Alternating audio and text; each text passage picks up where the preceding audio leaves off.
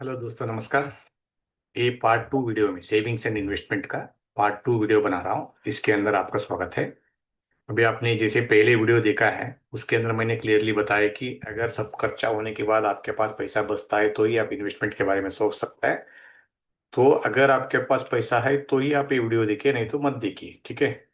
तो अभी second part में मैं ले जा रहा हूँ आपको। तो ध्यान से देखिए और नोट्स बनाइए ताकि आपको कोई कंफ्यूजन ना रहे, ठीक है।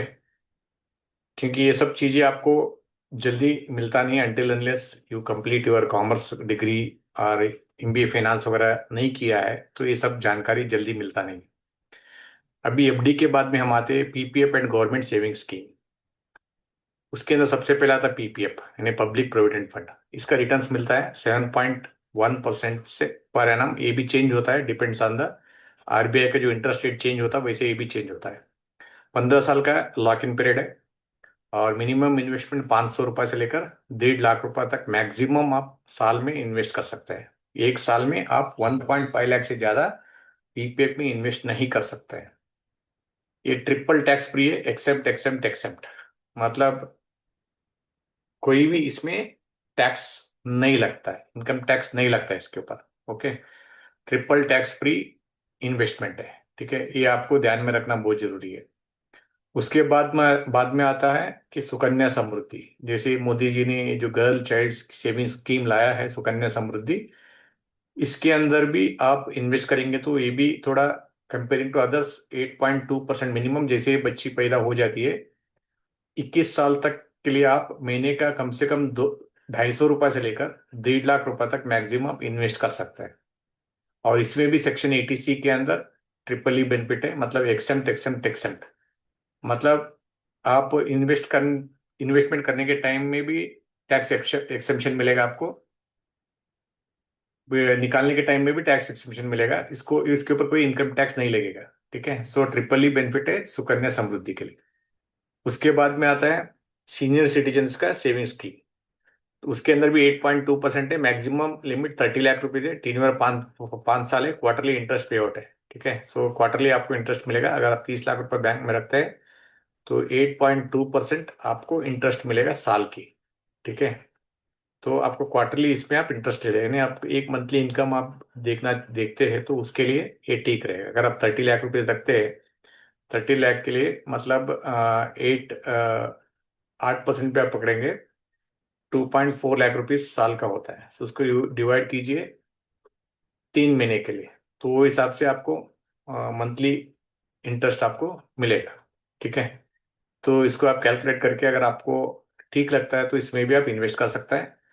3 बार 5 साल रहता है, मतलब 5 साल से ज़्यादा इन्वेस्ट नहीं कर सकते हैं, 5 साल तक मैक्सिमम मैच्योरिटी पीरियड होता है।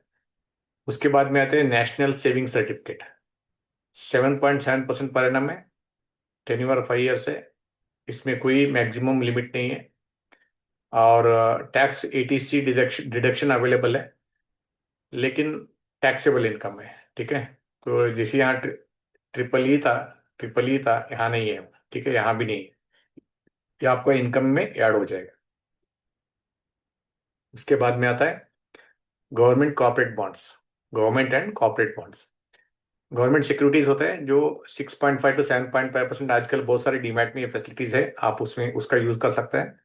आरबीआई फ्लोटिंग बॉन्ड होता है 8.5%, कॉर्पोरेट बॉन्ड होता है 7 to 12%, टैक्स फ्री बॉन्ड्स होता है 5 to 6%। मतलब ये रिटर्न है, 5 to 6% मतलब आपको रिटर्न मिलेगा होता है। सॉवरेन गोल्ड बॉन्ड, तो इसका हाँ ये बहुत अच्छा इन्वेस्टमेंट है। सॉवर सॉवरेन गोल्ड बॉन्ड में 2.5% आपको रिटर्न मिलता ही है, प्लस गोल्ड जो अप्रिशिएट होता है ना वो भी आपको वैल्यू मिलेगा। जो लास्ट 3 साल में ये फंड में जो बॉन्ड में जो इन्वेस्ट किया है ना, वो बहुत पैसा कमा लिया है। एक तो गोल्ड अप्रिशिएट हो गया, ट्रिपल थ्री थ्री टाइम्स ज्यादा हो गया, और 2.5% भी मिला, ठीक है। तो इसके लिए बहुत बड़े बढ़िया इन्वेस्टमेंट था। InvIT and infrastructure, okay. So इन मतलब इंफ्रास्ट्रक्चर रिलेटेड इन्वेस्टमेंट के अंदर जो इन्वेस्टमेंट होता है ना, सो उसको 8 to 11% रिटर्न मिलता है। जैसे अभी मैंने आप लोगों को वो बता रहा था कि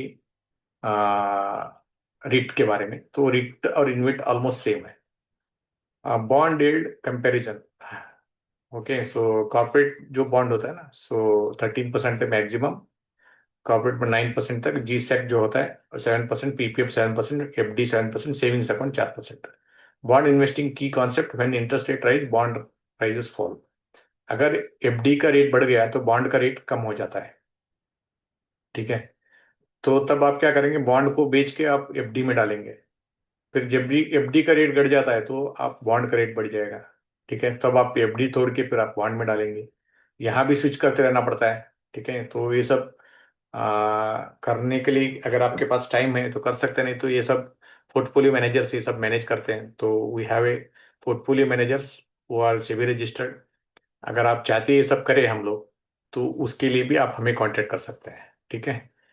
तो gold investment, physical gold, jewellery, coins, bars, purity risk, making charges, storage cost, returns, 8 to 10% CAGR long term, okay.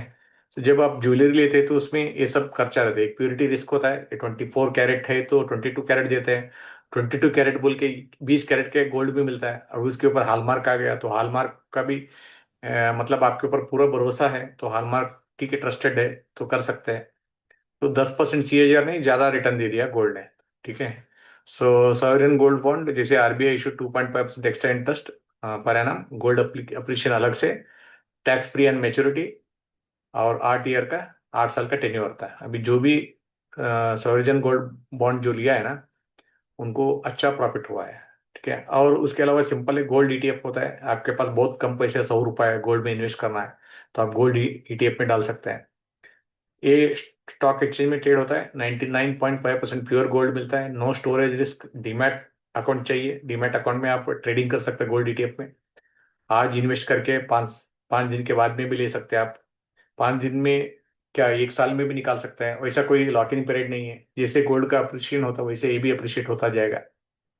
ये बहुत ही सेफ है गोल्ड ईटीएफ जो है ना, comparing to physical gold and sovereign gold bond.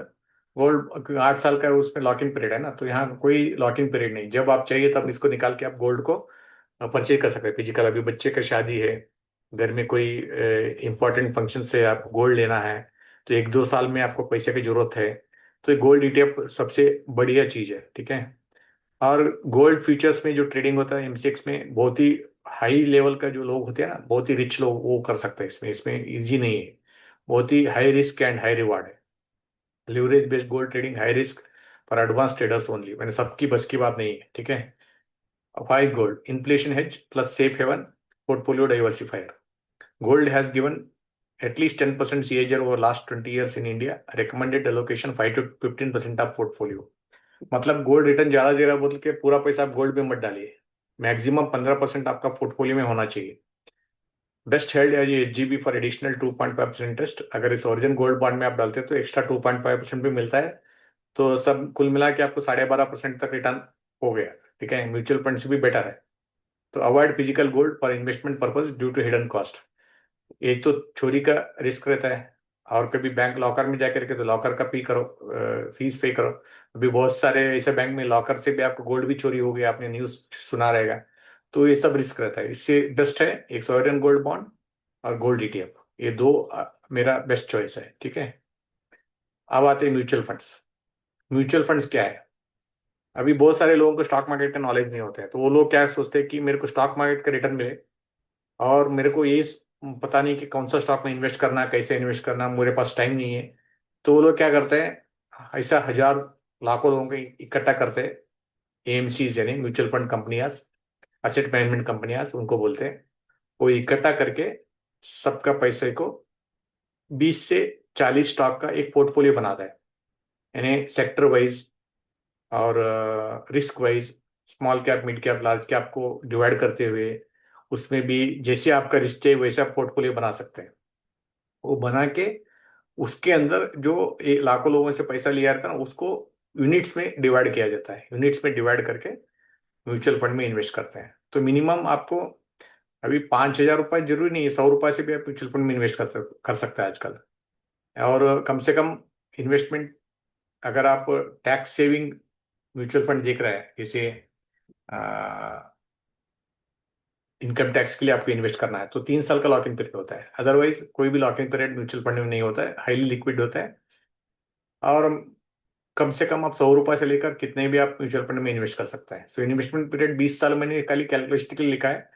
अगर आप 5,000 रुपये मंथली इन्वेस्टमेंट करते हैं तो 20 साल अगर आप रेगुलर सिप करते हैं तो 12% के सीएजी के हिसाब से 20 साल के बाद आपका 5,000 रुपये का जो इन्वेस्टेड वैल्यू होता है आपको करीबन आप 10 लाख रुपए इन्वेस्ट किया रहता है 20 साल में, मतलब 5,000 पर मंथ इंटू 20 ईयर, तो 10 लाख रुपए इन्वेस्ट किया रहता है। सो 12 लाख रुपए, सो साल का 12 इंटू 5,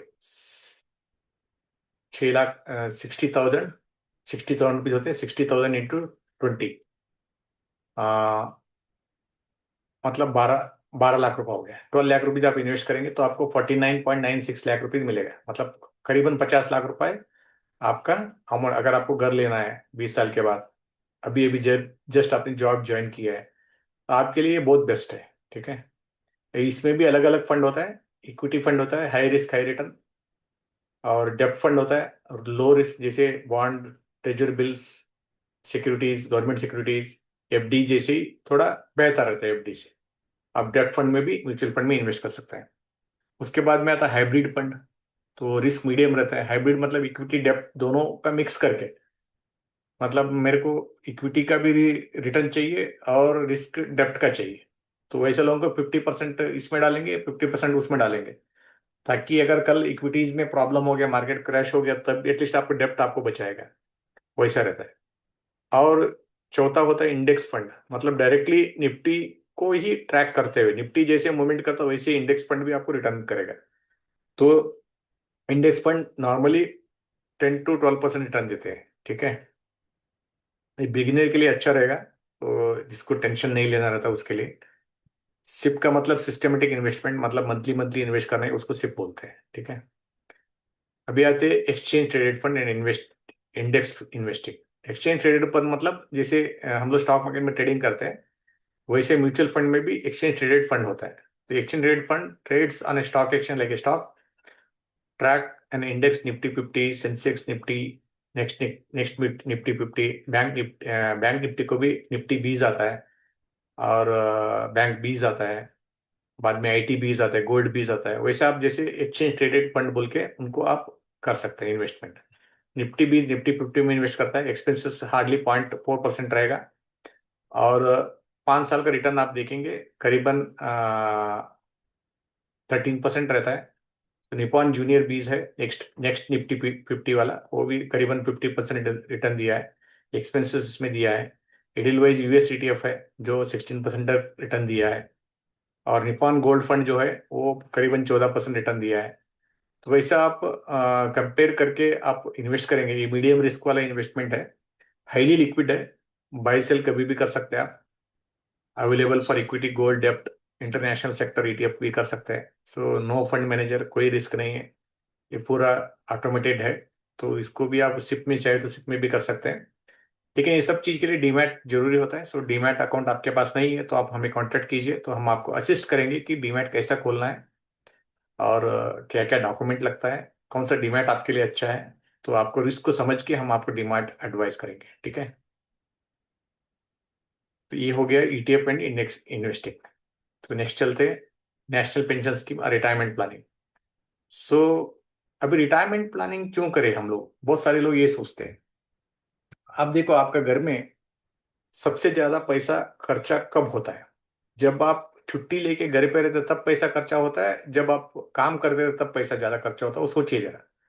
ठीक है, तो इसका मतलब ये है, जब आप रिटायर्ड हो जाते हैं तब आपके पास पैसा ज्यादा होना जरूरी है, क्योंकि आपको घूमना फिरना रहता है, किधर भी जाना रहता है, तो बाहर दोस्तों के साथ जाने के लिए पूरा टाइम रहता है। जब भी आप बाहर निकलेंगे तो पैसा खर्चा होगा ही। ठीक है, तो इसके लिए आप सोचेंगे कि अभी से ज्यादा आपको पैसे की जरूरत आपको रिटायरमेंट के बाद लगेगा।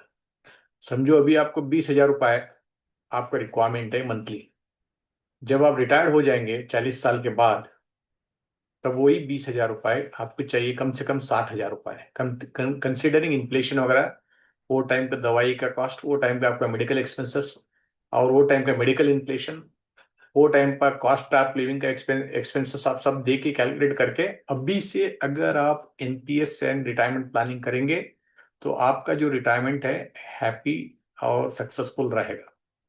और इसके अंदर भी आपको टैक्स बेनिफिट मिलेगा, ATCCD का, वन बी डिडक्शन मिलेगा। और 9 to 11% रिटर्न है इसका। और इसमें थोड़ा सेफ्टी का नज़र से अच्छे अच्छे कंपनी में, ब्लू चिप कंपनी में इन्वेस्ट किया जाता है। एनपीएस जरूरी नहीं कि स्टॉक में इन्वेस्ट करें, सो आप अपना पोर्टफोलियो खुद चुन सकते हैं। जैसे हाइब्रिड हो गया, बैलेंस मैनेज फंड हो गया, इक्विटी डेप्ट फंड हो गया, और डेप्ट सब मिक्स करके आप अपने हिसाब से अपना प्लानिंग कर सकते हैं।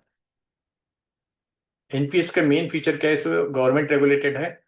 ओके, सो इसमें पीएफआरडी आ गया अभी, आ, और आईआरडीए भी है, और सेबी भी है। गवर्नमेंट भी पूरा इसको सपोर्ट करते हैं ताकि लोगों के पास पैसा ज़्यादा बचत हो जाए। ठीक है। National pension scheme government regulated, invest in equity corporate bonds government securities, two accounts tier one tier two. Okay, so retirement के लिए, फ्लेक्सिबिलिटी के लिए हिसाब से आप अपना टायर वन टायर टू चुन सकते हैं। टायर वन का मतलब पूरे रिटायरमेंट में ही आपको पेंशन लेना है, सो टायर टू मतलब आप थोड़ा निकाल सकते हैं, बाद में पेंशन ले सकते हैं, वैसे भी कर सकते हैं। At 60 withdraw 60% tax free, 40% annuity purchase, यानी 60% आप टैक्स फ्री पैसा निकाल सकते हैं, रिमेनिंग आप एन्युटी ले सकते हैं। एन्युटी मतलब एनुअली पेंशन मिलने जैसे। ठीक है, उसको आप इन्वेस्ट करके फिर मंथली पेंशन भी ले सकते हैं। Lowest cost pension product, fund management fee only 0.1%, 0.01%। मतलब इसमें बहुत कम कॉस्ट रहता है, तो आपका इन्वेस्टमेंट इसमें ज़्यादा होता है। Start NPS at the age of 25, investing 5,000 a month, retire with 3.9 crore corpus by 60। अभी समझो आप 25 साल में मंथली 5,000 रुपीज एनपीएस में डालना चालू किया है, आप जब तक 60 साल का हो जाएंगे आपके पास होगा 3.9 करोड़। अभी 3.9 करोड़ को आप जाके एफडी में रख के मंथली आप रिटर्न चाहिए, मंथली इनकम स्कीम में आप इन्वेस्ट करेंगे, आपको अभी का जो सैलरी है वो टाइम में भी मिलेगा, लाइफ टाइम तक। ठीक है, तो वैसा प्लानिंग होता है। उसके बाद में आता है रियल एस्टेट इन्वेस्टिंग। तो इसको हम लोग आगे का चैप्टर में, आगे का वीडियो में बनाएंगे। तो तब तक के लिए आप अभी तक जो मैंने बताया है वो सब आप सीखिए, प्रैक्टिस कीजिए। कुछ समझ में नहीं आता तो कमेंट के थ्रू या व्हाट्सएप के थ्रू मुझे मैसेज मैसेज भेज सकते हैं। आपको कोई भी हेल्प चाहिए ये सब इन्वेस्टमेंट में, तो I will be able to guide you and help you. Okay, thank you. Let's meet in our next video. ठीक है, थैंक यू।